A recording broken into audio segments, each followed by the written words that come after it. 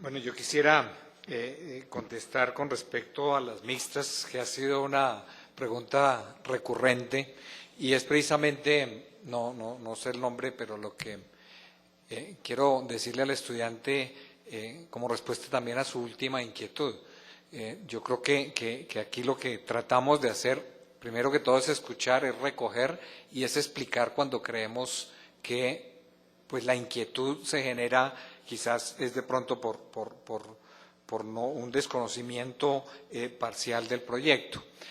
Pero obviamente se recoge. Y con respecto a las mixtas, y creo que eso ya pues aún más salió en un comunicado, se recoge la inquietud, ¿cierto? Probablemente no quedó tan claro como uno quisiera en el proyecto. El planteamiento es que haya la posibilidad de que se creen instituciones mixtas. Instituciones mixtas pues son instituciones que tienen en su fundación participación de entidades del Estado y participación de entidades privadas. El origen de esta propuesta viene realmente de dos casos que existen hoy, que se crearon como mixtas, pero que en la Ley 30, como no se permitían, realmente quedaron como privadas y dificultaron o han dificultado de manera muy importante el crecimiento de estas instituciones. Son el caso de la Fundación Universitaria del Trópico Americano, Unitrópico, y el caso de Unisarc, una institución en el departamento de Risaralda. Lo que plantea el proyecto en los artículos 36 y 37 es que las instituciones mixtas tengan, digamos, cumplan con la misma normatividad de las privadas, es decir, que sean instituciones sin ánimo de lucro. Es decir, por ahí lucro no hay. Que puede haber aporte de inversión privada sin ánimo de lucro, sí, y yo creo que eso es bienvenido, y el país, pues todas las instituciones de educación superior privadas, o muchas de ellas, pues parten de aportes privados, de donaciones sin ánimo de lucro. Se ha visto también en la Universidad Nacional, en otras universidades tanto públicas como privadas, en que personas naturales o jurídicas pues hacen una donación, una inversión sin ánimo de lucro en una institución de educación superior. Por lo tanto, en ese sentido es que van las mixtas, y lo que dijimos en diálogos anteriores es que ciertamente recogemos la inquietud y vamos a solicitarle al Congreso de que quede de manera explícita, primero, que son sin ánimo de lucro, y segundo, que no es una vía para que instituciones estatales hoy se conviertan en mixtas, sino que pueda haber de una iniciativa pública y privada la creación de instituciones nuevas con este carácter. Y el segundo punto, con respecto a la posibilidad de aportes adicionales, cuando se evalúa un proyecto, y obviamente pues si se van a dar recursos tiene que pasar por una evaluación bastante rigurosa, el proyecto incluye la dotación, ¿cierto? Y es lo que hemos tratado para que no se generen, como pues sí ha habido en la historia, lo que llaman elefantes blancos, pues una construcción en que solo está la construcción y no hay recursos para dotarlas. Entonces, precisamente, el aporte incluiría la dotación. Mantenimiento sí sería obviamente una responsabilidad de la institución, y yo creo que las instituciones pues obviamente tendrían la forma de hacer ese mantenimiento. No sé, ministra. Sí. Yo quisiera complementar lo que dice el viceministro, diciéndole al joven estudiante que nos acompaña aquí, al igual que los demás que están acá, que la opinión de todos y cada uno de ustedes es absolutamente valiosa. Y por el hecho de que no haya aquí 200 o 500 o 1000 estudiantes, no quiere decir eso para el Ministerio de Educación, que escucharlos a ustedes no sea importante. Entonces, valoramos su presencia aquí, no importa si es 1 o hay 100. Y además valoramos la presencia y participación de todos los estudiantes que nos están siguiendo a través de las redes sociales. Es que este es un mecanismo muy importante de comunicación el que hemos establecido aquí en este ministerio a través de la mesa de diálogo, utilizando obviamente las nuevas tecnologías para que no solamente quienes están físicamente aquí puedan tener la opción de escucharnos a nosotros, sino nosotros de recibir también comentarios y recomendaciones de quienes nos están siguiendo a través de la red. De manera que quiero decirle que su opinión es muy importante para nosotros, No importa que no haya 1000 estudiantes aquí rodeándolo, su opinión vale y cuenta, y la tenemos en cuenta. Bueno, con respecto al tema de crédito educativo, usted mencionaba algo pues que es importante y es, bueno, se da este crédito educativo, pero el muchacho pues termina endeudado por un buen tiempo y ¿cómo va a hacer entonces para pagar esa deuda? Yo quiero decirle que nosotros hemos hecho un ejercicio con el ICETEX, obviamente sobre grandes agregados y sobre grandes promedios.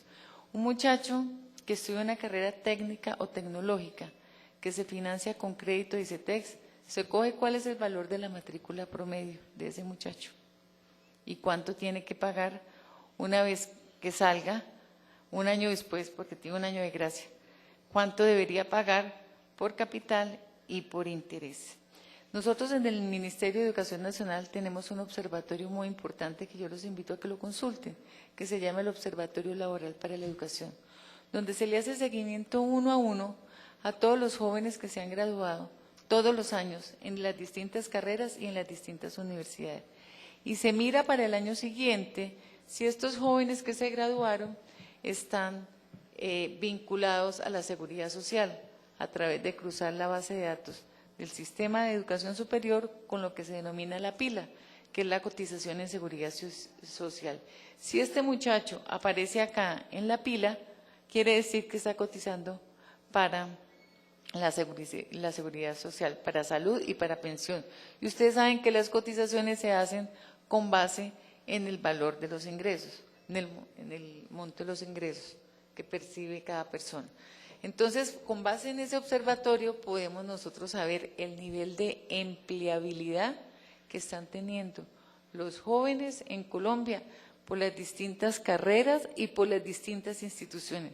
Usted sabe exactamente si estudia en la Nacional y está estudiando Ingeniería Mecánica, de acuerdo con la información del año 2009, cuántos de esos jóvenes que se graduaron en mecánica en el 2009 en la Universidad Nacional, cuántos están trabajando en el sector formal de la economía y cuál es su nivel de ingreso. Pues bien, con esa información es que nosotros hemos hecho los análisis de qué tan oneroso o no es el crédito educativo del ICETEX frente a los ingresos que percibe cada estudiante promedio por carrera y anualmente. La conclusión a la cual hemos llegado es que particularmente para el último año, el año 2009, de los muchachos que se graduaron en el año 2009 y que ya están trabajando en el año 2010, un muchacho que estudió una carrera técnica sale a ganarse en promedio, ese es su salario de enganche, 909,000 pesos. Entonces dijimos, este muchacho asumamos que estudió con un crédito del ICETEX, donde la matrícula promedio de un técnico es de tanto. ¿Qué tanto le significa de su ingreso mensual, de su salario mensual, de los 909,000 pesos el pago del crédito del ICETEX? Y quiero decirle que eso nos da entre el 10 y el 14% de su ingreso mensual.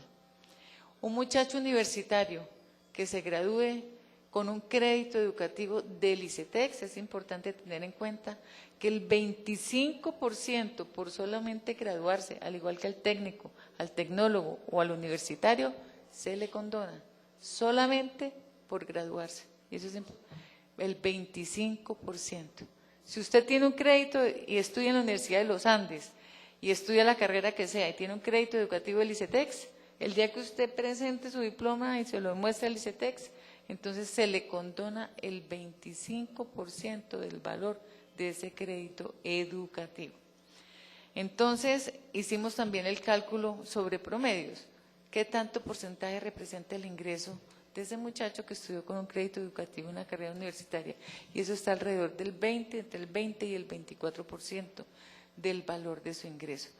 Entonces, eso lo que demuestra es que la educación superior paga porque el mercado laboral, dependiendo del nivel educativo que yo haya cursado, me reconoce un mayor nivel de ingreso.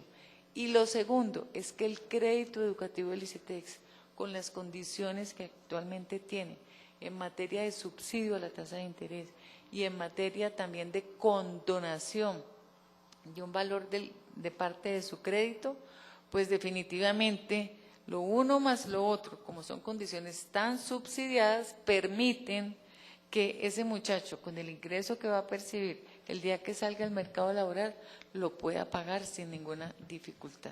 Entonces esto es bien importante que lo tengan bien en claro y que también todos los estudiantes que nos están siguiendo sepan que estas nuevas condiciones de tasa de interés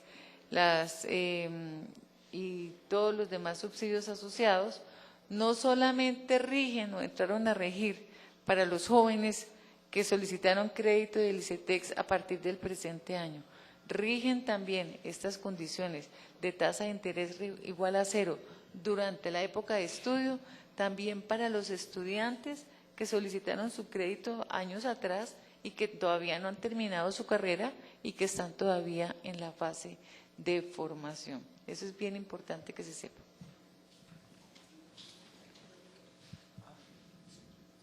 Bueno, es que... Bien, yo entiendo lo que la ministra ha señalado y ella ha señalado en términos de promedios, ¿sí? Yo hablé aquí en términos de calidad, es decir, no la institución de educación superior promedio, sino la institución de educación superior de calidad, que es la que cuesta, ¿sí? Que es la que da la cifra que yo mencioné hace un rato. Sin embargo, yo también he tenido la oportunidad de ver los datos del Observatorio Laboral, ¿sí? Allí se habla de que un profesional en promedio gana 1.400.000 pesos, una cifra alrededor de eso. Un profesional. Es decir, que una persona que se gradúe de una carrera profesional está ganando cerca de 1.000.000 de pesos más que un bachiller. Es lo que dice el Observatorio Laboral. Yo me pregunté lo siguiente. Si usted acaba de decir que el porcentaje que destinaría a esa persona para pagar su crédito educativo sería menos del 10% de su salario, ¿cierto? Es decir, de un técnico, bueno, 90.000 pesos. Cojamos el caso del técnico, entonces. Cogemos el caso del técnico. 90.000 pesos si el ingreso promedio son 900.000, ¿sí? ¿Cuánto tardará en pagar su carrera? Eso significará un gasto constante durante bastantes años para esa persona.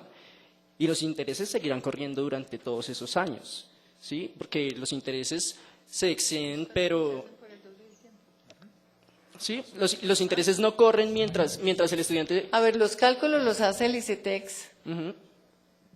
De acuerdo con los créditos del ICETEX, se establece que el plazo para pagar un crédito educativo es el año de gracia más el doble del tiempo en que duró la formación.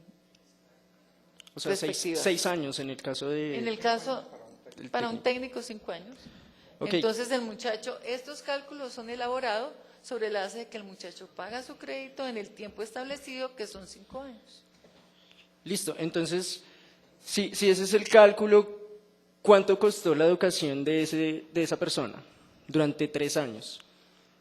¿Sí? Paga 90.000 pesos mensuales, es decir, que al año paga cerca de 1.000.000 de pesos. ¿Sí? Un poco más de 1.000.000 de pesos. Es decir, que la educación técnica de esa persona costó 3 millones de pesos.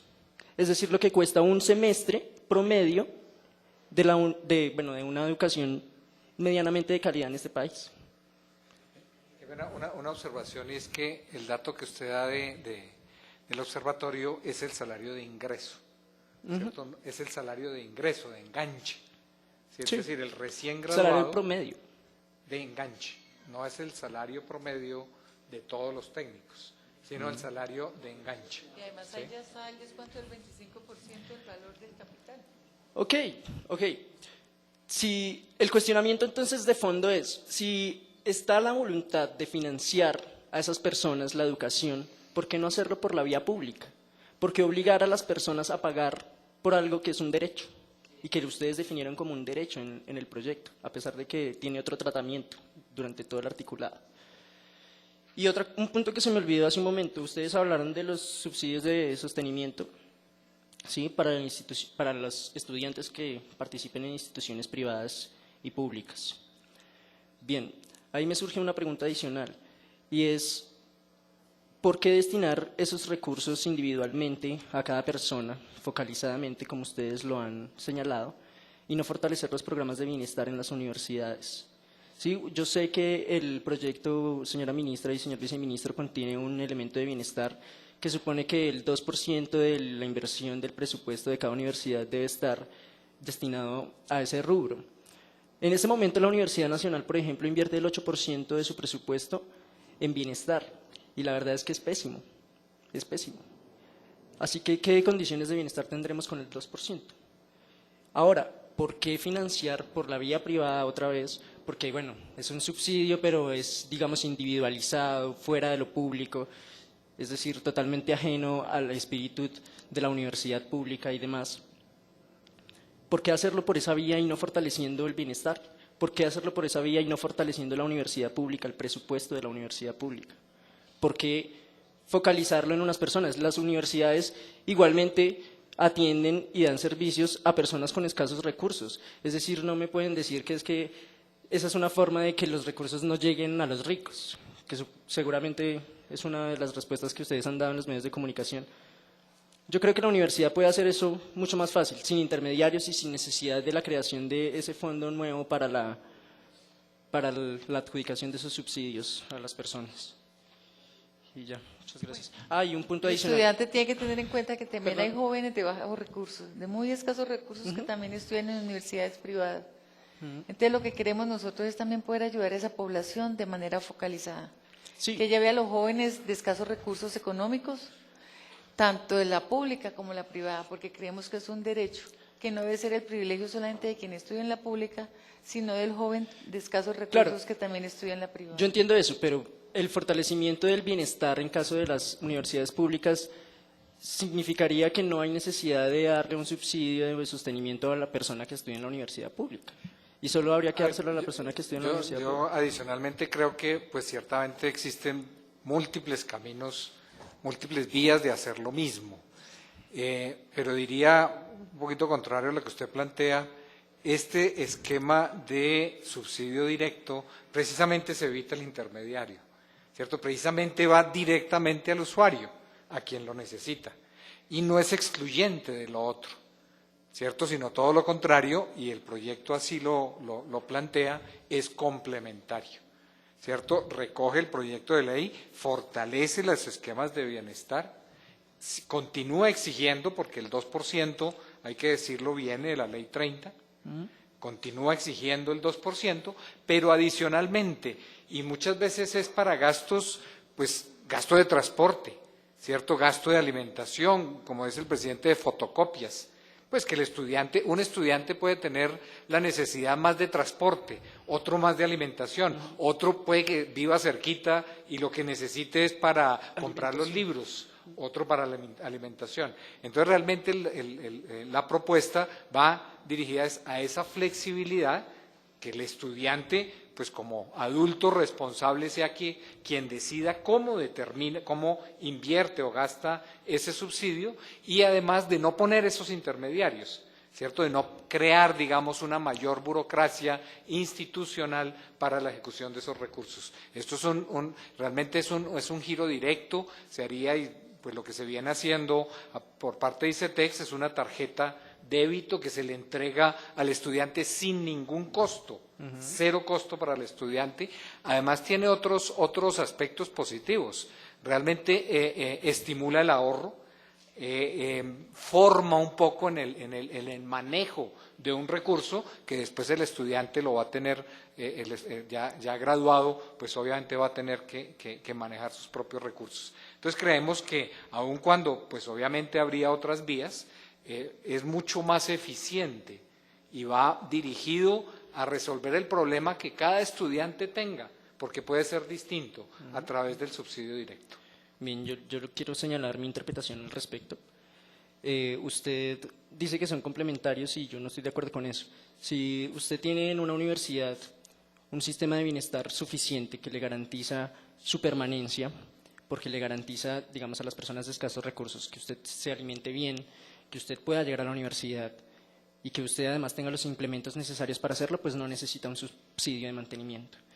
Y yo creo más bien que sí se favorece otra parte, y es el sector financiero, eso es claro. Es decir, hacemos vía subsidios una bancarización de esa población y tenemos ahí, digamos, un doble favorecimiento para la sociedad, digamos. Un punto que yo quería señalar para la ministra cuando señalaba que yo no apreciaba, digamos, la opinión de los quienes estamos aquí. Creo que me interpretó mal. Todo lo contrario, yo aprecio sumamente las personas que están aquí por el hecho de venir y por el hecho de atreverse a, digamos, decir sus posiciones. Lo que yo cuestioné aquí al frente no fue que esas personas hubieran venido aquí, sino que se salga a los medios de comunicación desde el Ministerio de Educación a decir que se discutió con los estudiantes. Y señora ministra, si es igual de valioso discutir con nosotros 10, con nosotros 15, pues la invito a que salga a los medios de comunicación y diga que discutió con 15 o 10 estudiantes y no a decir que discutió con los estudiantes, con todos. Tiene el mismo valor, usted lo ha dicho. Entonces, digamos, discutimos con 10 estudiantes, no con los estudiantes. Es igualmente valioso. Muchas gracias. Antes de continuar con la participación de los estudiantes que están presentes aquí en el Ministerio, con los 10 o 15 estudiantes que están aquí en el Ministerio, vamos a continuar con otros estudiantes que están también por las redes sociales. Más o menos, pues nos han llegado hasta el momento unas 10 preguntas más, siguen llegando. Ayer tuvimos una participación de un poco más de 300 personas. No todos estaban haciendo preguntas, pero sí estaban conectados, participando. Ricardo Serchar comenta, afirman que nosotros sacrificaremos un semestre. De no hacerlo, nuestros hijos perderán la oportunidad de estudiar. No nos dejan otra opción que seguirnos movilizando. Cristian Echeverry pregunta, ¿y qué es lo que va a pasar con todas las inquietudes que los estudiantes envíen? ¿Hacen diferencia en algo? Andrés Guerra pregunta, ¿qué va a pasar con la situación actual de la universidad pública? Y por ahora, para que la señora ministra y el viceministro nos respondan, Verónica Maya, si la alta calidad sigue siendo competencia del Centro Nacional de Acreditación y en la reforma, ¿quién asegura la calidad del CNA?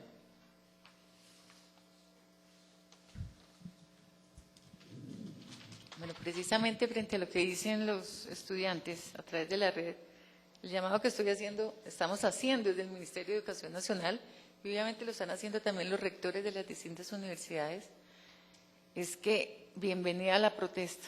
Es decir, es un derecho que se garantiza, que los jóvenes, los estudiantes se movilicen, que planteen su inconformidad, que presenten propuestas bien argumentadas, que presenten contrapropuestas, pero que no suspendan las clases. Ese es el llamado y el clamor que hemos venido nosotros expresando desde el Ministerio de Educación Nacional. Porque con esa suspensión de clases, pues los únicos perjudicados definitivamente son los estudiantes que se están viendo seriamente perjudicados, son sus familias, que están haciendo grandes esfuerzos, todas las familias de ustedes, para que ustedes puedan estudiar una carrera profesional. Y es también la sociedad, porque es que la universidad pública se nutre con recursos de todos los colombianos. Un día de paro en todas las universidades de Colombia vale 10.700 millones de pesos. Y esa plata es de todos los colombianos. Todos hemos aportado a través del pago de impuestos para que los jóvenes que están en las universidades públicas puedan acceder a la universidad pública. Son 550.000 jóvenes los que estudian en universidades públicas. Y más del 50% de los jóvenes que estudian en universidades públicas provienen de familias de estrato socioeconómico muy bajo, que venga toda la familia entre 1 y 2 salarios mínimos mensuales legales.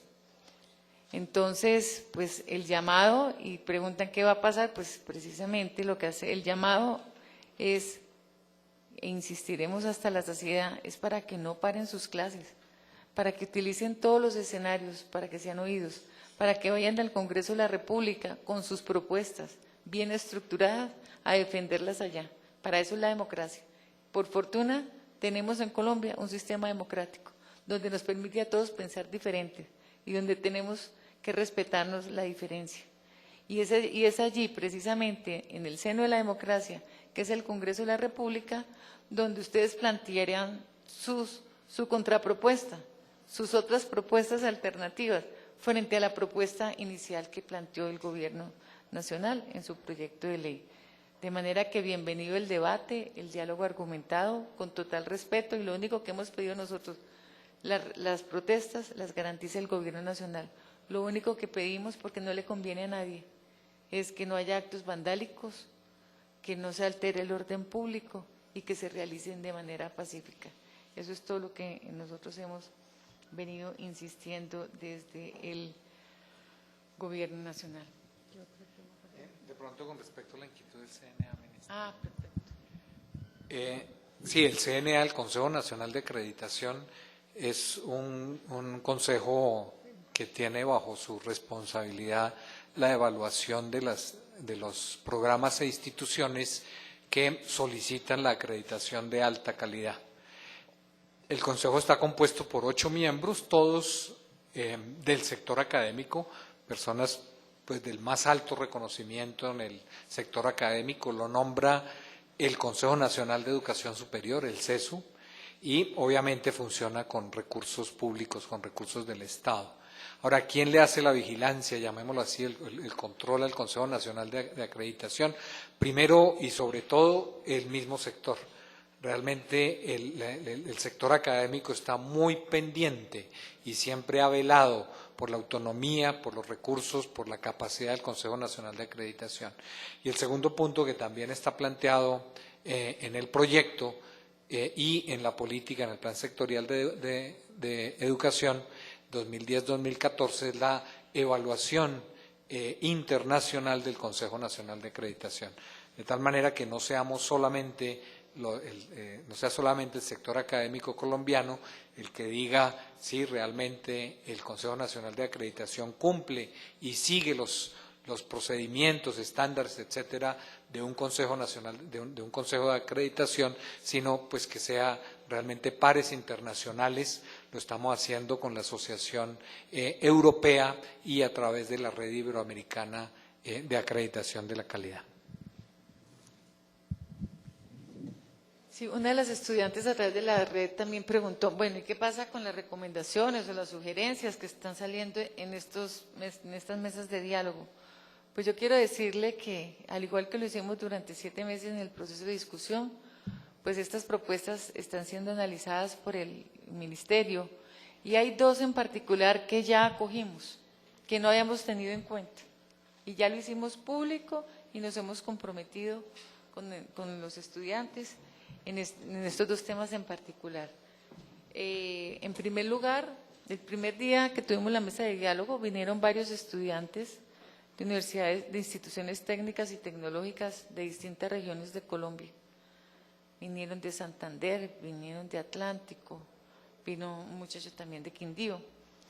Y nos hicieron ver y nos dijeron, miren, nosotros venimos de estas instituciones técnicas y tecnológicas que son estatales, son públicas, pero no recibimos en nuestras instituciones un solo peso del Estado, ni del Gobierno Nacional, del Presupuesto General de la Nación, como lo reciben las universidades públicas, ni el Gobierno departamental, porque no nos dan un peso, ni el Gobierno local o municipal tampoco, porque no nos dan recursos.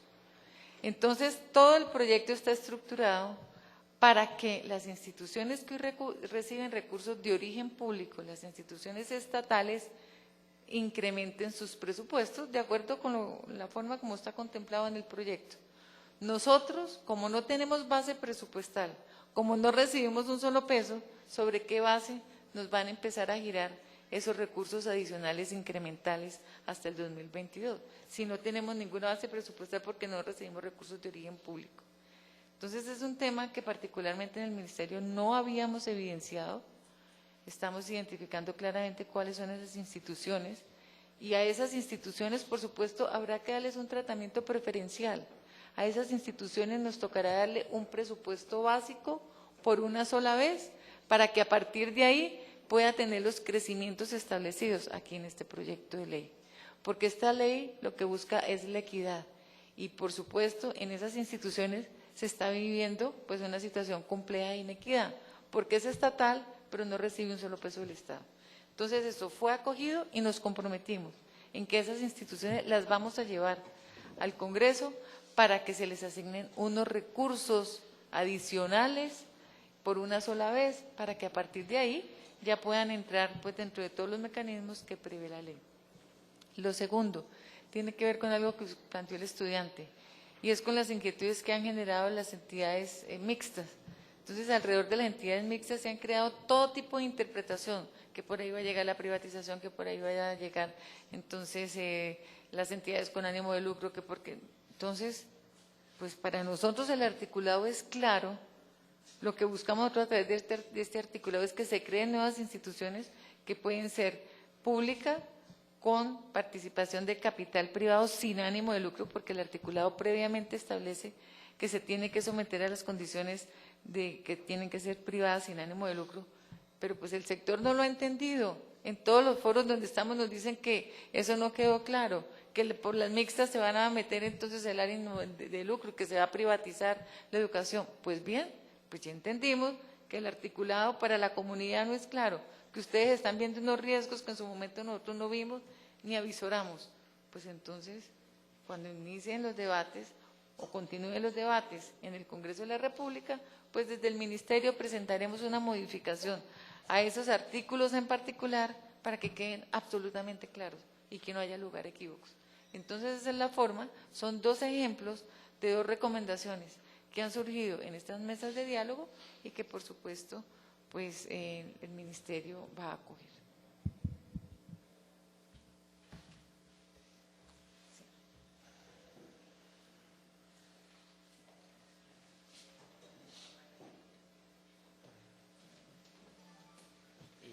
Bueno, muy buenos días, Buenos días. ministras, señor viceministro, y a los compañeros acá.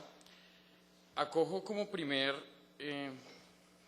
parte el hecho de establecer que quienes estamos aquí no venimos en representación de ninguna universidad, no venimos en representación de ningún movimiento estudiantil, no venimos en representación de ningún tipo de organización a nivel estudiantil en Colombia. Venimos como ciudadanos para aclarar unas dudas que se han venido desarrollando dentro de las universidades y también hacer algunas claridades. Primero, hemos estado viendo cómo se hace la discusión acerca de los articulados de la propuesta a la reforma de la educación superior y hay que hacer claridades. Si no estamos de acuerdo, no entendemos por qué estamos haciendo discusión sobre cosas que en este momento no nos llevarían a ninguna parte. Tal como está presentado en el Congreso, que es una propuesta completamente lineal, que es una propuesta que no recoge para nada las necesidades de un Estado y de una población en Colombia, que no fue concertada directamente ni con estudiantes, muestra de ello el proceso político que hoy están llevando los estudiantes. Que se quiera empañar por otros actos, sí, pero el proceso político que llevan los estudiantes hoy está dirigido a decirle a la nación que en este proceso no fuimos vinculados y que estar aquí como ciudadanos con la condición de ser estudiantes en ningún momento hace una discusión directa con el Ministerio de Educación. Por otra parte, hay que establecer unas líneas muy puntuales. La propuesta que está presentando el Ministerio de Educación Nacional es una propuesta que, lejos de democratizar y de integrar a la población colombiana y de atender a la población con más escasos recursos, está abriendo una brecha social que en Colombia, históricamente, la hemos pagado con 60 años de guerra. Y estos 60 años de guerra han sido producto de que en Colombia no se ha trabajado un modelo educativo propio que resuelva las necesidades de un país. Bajo esos parámetros, decir que en este momento la discusión en el Congreso de la República con el estudiantado se va a dar desde un acto democrático, cuando el 90% del Congreso en Colombia hace parte del partido de gobierno, deja mucho que desear, compañeros. En esa misma medida, si quisiéramos establecer en Colombia un proceso democrático serio que nos lleve a la obtención de una calidad educativa de verdad, calidad que no veo en ningún momento presente o tangible porque es bastante efímero, hay más de 130 veces repetida la palabra calidad dentro de la propuesta, pero que en ningún momento hace especificidad de a qué se refiere en Colombia calidad. Me deja mucho que desear y lo digo como pedagogo, lo digo como docente pensándome en el aula con los muchachos, allá me pienso, y pensarme en una calidad de estar compartiendo una aula de clase con más de 60 estudiantes, producto de que en este país se nos olvida muy fácilmente las cosas, Y la revolución educativa propuesta por el anterior gobierno, que es una continuación del anterior, con la revolución educativa lo que hizo fue un hacinamiento en las aulas. Producto de eso, que en las universidades públicas hoy en día trabajamos un término antes desconocido, que es el saloneo. 50 muchachos, 30 muchachos, corriendo de salón en salón buscando un espacio. Pero que además esta propuesta nos está dando a entender de que sí van a haber espacios para 63.000 estudiantes nuevos. Yo me pregunto dónde, si no tenemos cómo respaldar la infraestructura de las universidades públicas. Y muestra de eso es que pueden ir a hacer un sondeo el Ministerio de Educación y revisar el estado actual de las plantas físicas.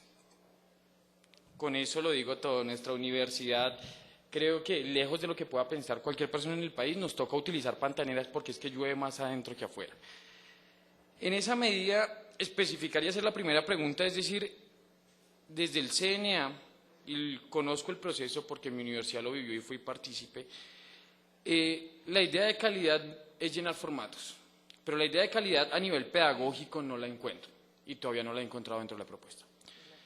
¿Qué soporta pedagógicamente una propuesta de expansión como la que se propone en Colombia en el proceso educativo de calidad? Calidad no es tener muchos muchachos dentro de un aula.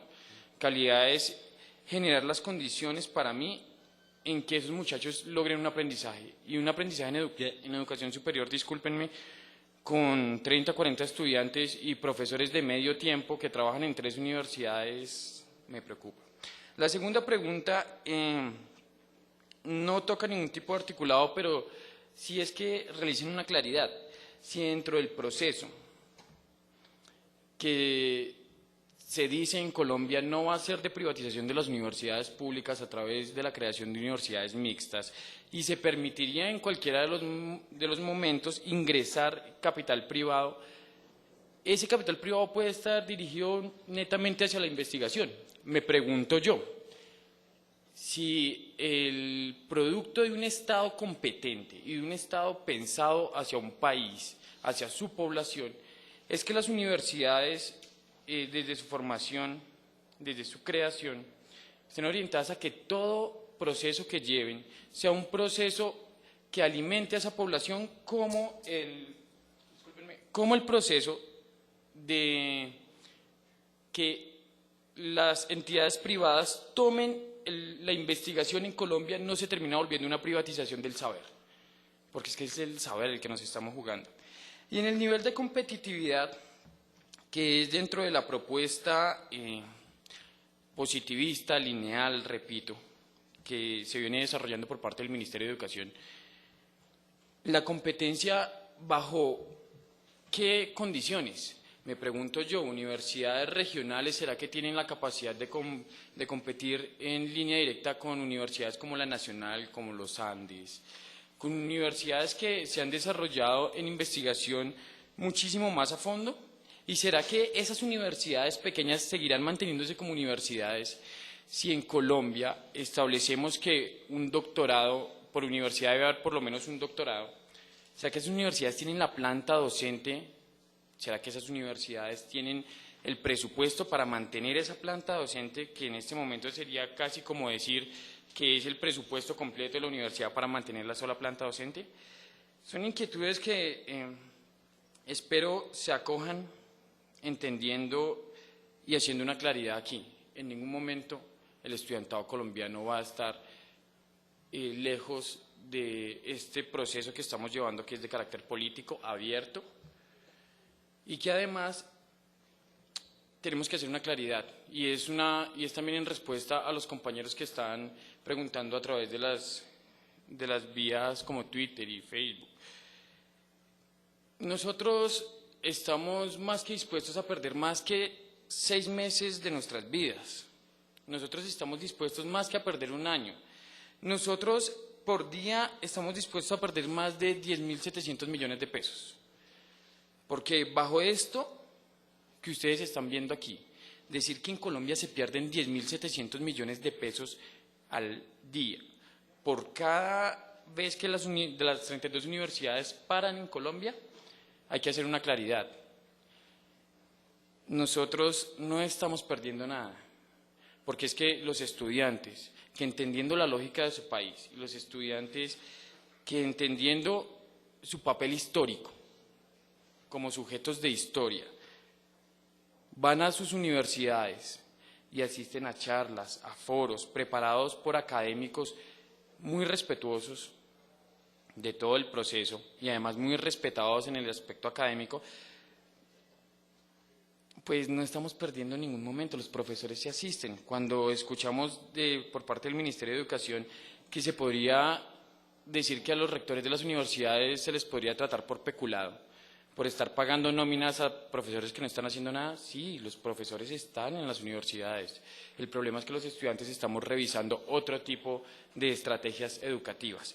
Con esto, para cerrar, es decirle a la ministra de Educación, viceministro de Educación, las universidades en este momento no van a ingresar ningún tipo de discusión, esto no es una discusión, esto es un foro informativo. Y en el momento en el que hablamos de democracia en Colombia, hablamos de una propuesta que estructuramos entre estudiantes, planta docente de las universidades y nosotros, los ciudadanos del común. Entonces, aspirar a que, y pedirles, hacerles la petición directa, que retiren del Congreso esta propuesta que no acoge para nada al estudiantado y a las futuras generaciones de estudiantes colombianos, y que esto, lejos de ser la panacea educativa, termina siendo el ahogo financiero y la culminación de los procesos educativos públicos en Colombia. Muchas gracias. Bueno, yo le quisiera decir al joven que acaba de hablar, que habla como ciudadano, pues que esa posición que usted plantea, de que para poder dialogar hay que retirar el proyecto que está en el Congreso, es una posición que personalmente pienso que es un poco arrogante, por no decir bastante, porque es desconocer todo el trabajo que se ha venido realizando en los últimos meses, con miles de personas en múltiples escenarios. Entonces, ¿por qué no es valiosa ni apreciable la construcción colectiva que se ha hecho con miles de personas del sector y fuera del sector? ¿Por qué no valorar ese esfuerzo que se ha venido realizando por todas estas personas estudiantes, docentes, rectores, padres de familia, grupos empresariales, sector productivo, organizaciones sociales? ¿Por qué desconocer eso? ¿Por qué desconocer eso? Entonces, precisamente lo que hemos venido nosotros es promoviendo que ustedes participen. Eso es lo que hemos venido haciendo desde hace 7 meses. Y nos gustaría mucho, como lo dijimos desde el día número 1, cuando se lanza la propuesta, haber recibido por parte de ustedes unas propuestas concretas o contrapropuestas concretas sobre el proyecto de ley que estaba siendo sometido a discusión de todo el país.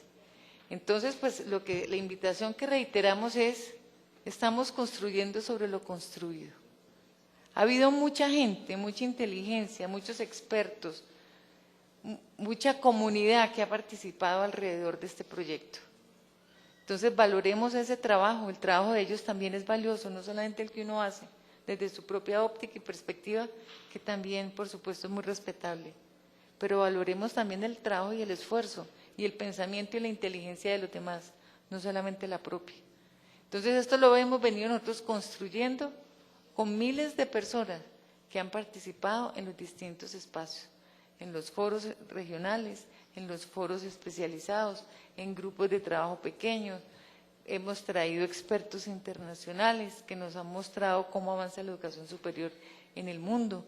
Hemos conocido casos exitosos y no exitosos de otros sistemas educativos que con base en esos expertos o con esos expertos se enriqueció el contenido de la propuesta.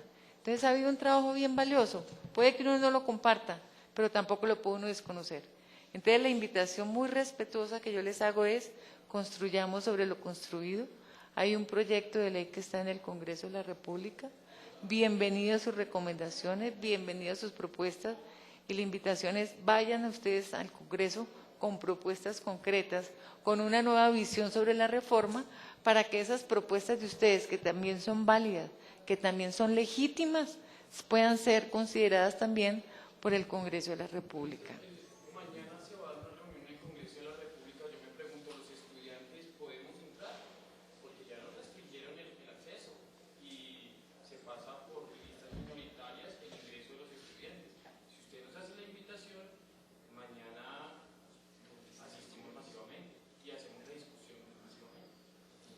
A ver, ese foro no lo he organizado yo desde el Ministerio de Educación, son otros espacios que se generan en el Congreso de la República, donde quienes están organizando ese foro son algunos representantes de los partidos, de manera que yo también estoy invitada como están invitados ustedes. Ministra, pero yo creo que en el sentido en que lo decía, es muy importante recordar que realmente esta discusión no arrancó con la radicación del proyecto. O sea, la discusión arrancó aún antes, pero supongamos el 10 de marzo que se presentó la propuesta y la primera reunión de la ministra fue con estudiantes y desde ese día, desde el 14 o 15 de marzo, invitó a los estudiantes a participar o a hacer su propuesta. Y pues tenemos grabación, o es decir, hubo en ese día en la Universidad Central miembros de FENARES que hoy son líderes y voceros de la mesa que plantearon, es que nosotros vamos a presentar nuestro proyecto. Lo estamos esperando y yo creo que el Congreso de la República lo está esperando.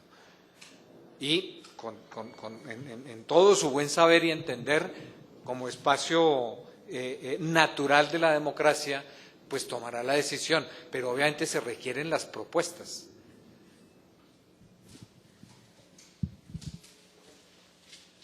Continuamos con más inquietudes y preguntas.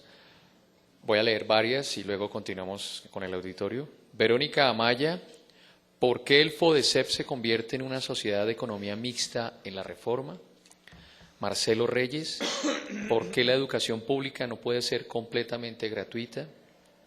Noris Alarcón, la economía nunca va a ser estable, así que ¿cómo pretenden aportar X porcentaje del PIB a la educación superior si es tan cambiante?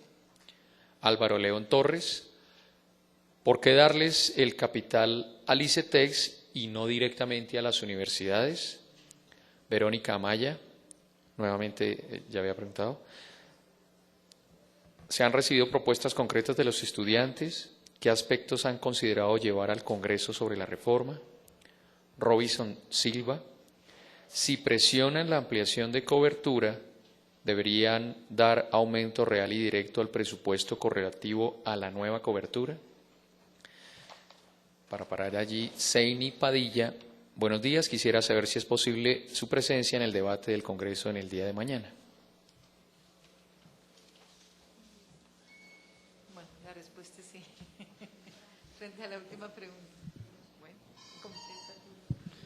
Bueno, voy a contestar algunas con respecto a FODECEP. FODECEP es el Fondo para el Desarrollo de la Educación Superior, fue creado en la Ley 30. Es una organización, hoy es una organización mixta, ¿cierto? FODECEP, los dueños de FODECEP son las instituciones de educación superior, son 110, si no me acuerdo mal, o poco más de 100 instituciones de educación superior entre públicas y privadas y entidades del gobierno. Ahí participa el Ministerio de Educación Nacional, el ICETEX y el ICFES. O sea, es hoy una entidad mixta. Tiene una estructura de gobierno muy similar al sector solidario, ¿cierto? A una cooperativa, que no ha sido digamos, como la más conveniente para los objetivos de la institución. La propuesta que está en el articulado se trabajó con la Junta de FODECEP. FODECEP quiere, este grupo de instituciones públicas y privadas quieren una reforma y lo que estamos planteando ahí como una sociedad anónima pues es que realmente los dueños hoy de FODECEP pues serán los dueños de este nuevo FODECEP y lo que se plantea es que FODECEP tenga dos funciones. Hoy en día lo que hace FODECEP es otorgar créditos directamente, ¿cierto? O sea, el FODECEP le otorga un crédito a una institución de educación superior. Así lo viene haciendo desde el año 93. Obviamente con unas limitaciones muy grandes porque el capital de FODECEP es muy bajito, ¿cierto? Un capital mixto, privado y público. Es decir, el gobierno puso unos recursos y cada institución ha puesto unos aportes. Lo que planteamos es que se concentre mucho más como una institución estructuradora de proyectos de inversión para el sector, para instituciones públicas e instituciones privadas, y en fondo de garantías para que con los recursos que tenga lo que haga sea apalancar obviamente cuantías mucho mayores para proyectos de inversión de las instituciones de educación superior. Y voy a comentar una que es con respecto a la volatilidad que llama la persona de la economía y el crecimiento de los aportes.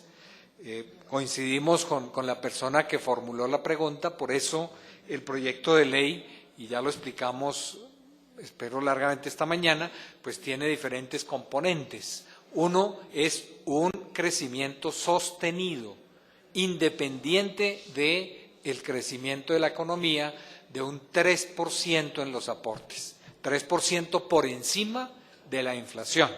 O sea, si la inflación crece el 4%, los aportes crecerán en 7%. Y adicionalmente ese otro elemento que sí está amarrado o que depende, digamos, del crecimiento de la economía. ¿Sí? Estaba la pregunta, ministra, de la gratuidad de la educación. Pues realmente digamos, el valor de la matrícula que cobran las instituciones de educación superior del Estado es una decisión que toma la institución. En Colombia, en las 32 universidades y en las otras 48 instituciones que no son universidades, pues hay grandes diferencias. Sí se plantea, obviamente, el que ojalá se llegue a que únicamente pues paguen los que puedan pagar, y que haya el subsidio que hemos planteado, el subsidio de manutención, que obviamente apoyaría de manera importante a los estudiantes de menores recursos.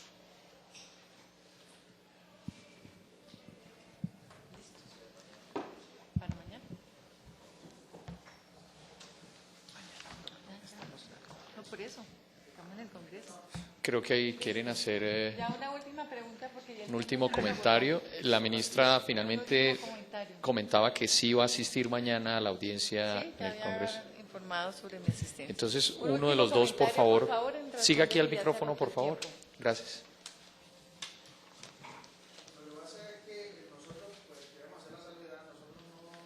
Ven aquí porque como estamos transmitiéndole a otros compañeros.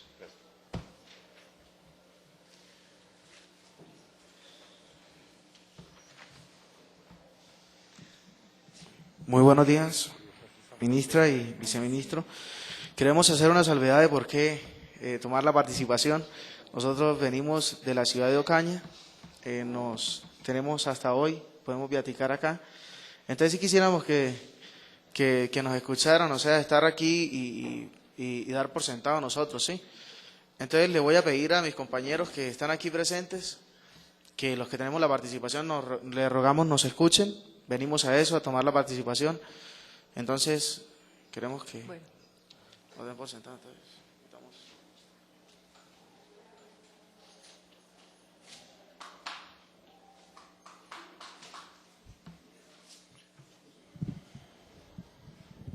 Para todos, muy buenos días.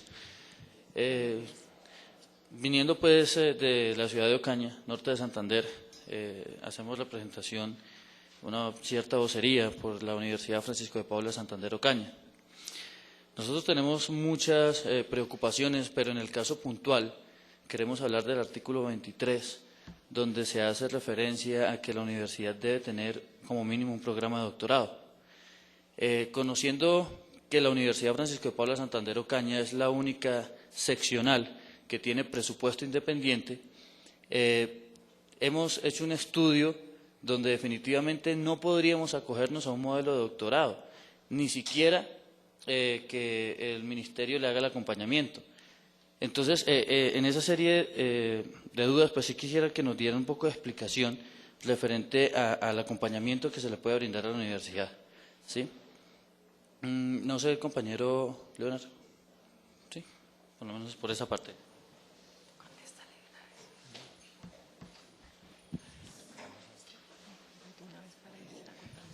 Bueno, muy buenos días, señor ministra, viceministro, gente de Colombia que está viendo esta locución. Pues, hombre, la preocupación, como decía mi compañero, es bien prioritaria. Nuestra universidad, como mencionaba la señora ministra hace un momento, hace parte de estas universidades regionales, departamentales, que están en un peligro inminente con esta reforma. ¿En cuanto a qué? Estamos hablando de unos requisitos que ya se han mencionado ampliamente durante toda la mañana, pero también estamos hablando de recursos que se van a asignar después de una participación o una muestra de unos resultados, ¿cierto? O sea, la pregunta puntual, la preocupación más básica que tiene la ciudad de Ocaña, reiterando la apreciación de mi compañero, siendo una seccional, la única seccional con presupuesto independiente, es ¿qué va a pasar con mi universidad si no se alcanzan estos requisitos? ¿Mi universidad va a desaparecer? Porque es que no existe ninguna garantía en la cual se diga qué va a pasar con el efectivo, con el dinero para financiar todo este asunto. Porque vamos a hablar de estímulos económicos en cuanto se muestren resultados, pero mi universidad está en déficit financiero, porque, reitero, es una universidad pequeña. ¿Cómo vamos a conseguir el dinero para todo este asunto? ¿De dónde vamos a sacar la plata para poder montar un plan de doctorado, para poder aumentar la planta física, para poder aumentar la cobertura? Es la preocupación que tenemos. Presupuesto. No hay plata. Presupuesto y tiempo, por un lado. Por otro lado, estamos hablando de una participación de la comunidad estudiantil a nivel nacional, de un proceso que tiene meses para la construcción del articulado de la reforma, un proceso pues que en cierta medida ha tenido participación de organizaciones estudiantiles, tal vez de algunos sectores, pero en el caso específico del norte de Santander, yo quiero hacer una acotación bien interesante y me gustaría que el señor viceministro pues me hiciera la salvedad. Nosotros, unos compañeros, fueron a la ciudad de Cúcuta, que es la ciudad en la cual está la universidad madre, o sea, la principal de nuestra seccional. Allí se realizó un foro en el cual pues el señor viceministro hizo la consecuente alocución, y cuando llegó el momento en el cual los estudiantes debían hacer su participación, el señor ministro tuvo que salir intempestivamente, con lo cual el proceso de participación, el proceso al norte de Santander fue totalmente sesgado.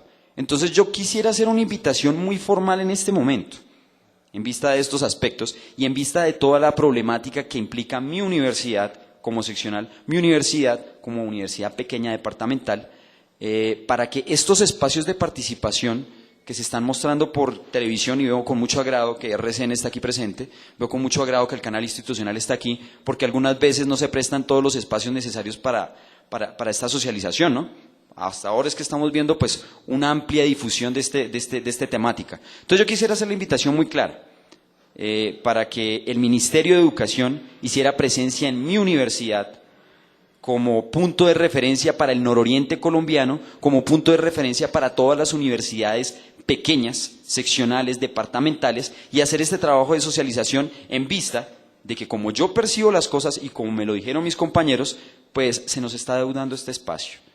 Se nos está deudando porque la participación en puntos de construcción pues está sesgada. Entonces son esos dos punticos. En realidad, como decía mi compañero, son muchos más numerales. Por cuestiones de tiempo, pues según veo, ustedes tienen que partir, pero necesitamos pues esos dos punticos como aclaración y sobre todo pues saber hasta qué punto está el compromiso del Ministerio de Educación y pues de su parte para colaborar con la construcción en la universidad, porque quiero hacer una aclaración también, y es que el Consejo Superior Universitario, del cual hace parte esa representación del gobierno, del ministerio, pues dice que ellos no pueden asistir a mi universidad por cuestiones de seguridad.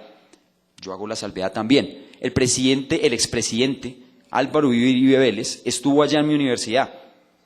Y si se trata de seguridad, pues el batallón está a 15 minutos. Podemos hacer allá fácilmente el foro. Entonces, son esos dos punticos. Muchísimas gracias y ojalá esta invitación pues sea tomada, pues se nos tome la palabra y podamos crear ese espacio con la presencia de ustedes dos. Muchas gracias.